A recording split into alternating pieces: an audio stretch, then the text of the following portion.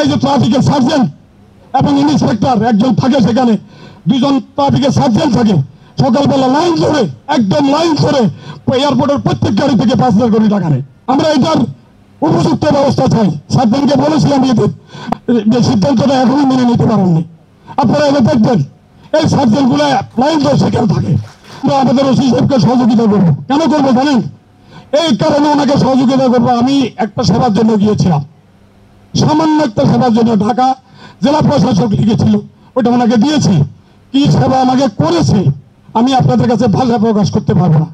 আমি তারপরে ওসি সাহেবকে বলবো, জামাত বিএনপি বিভিন্ন দলের দলমত নির্বিশেষে কাউকে না মেনে ভদ্রলোকগুলোর আপনি সেবা দিবেন। আমি পুলিশ কমিশনে ছিলাম, আমি পুলিশ কমিশনের পুলিশ ডেভেলপমেন্ট বোর্ডে ছিলাম। আমি সেই জন্য পুলিশের কাজ কর্মকাণ্ডগুলো আমি খুব ভালো জানি।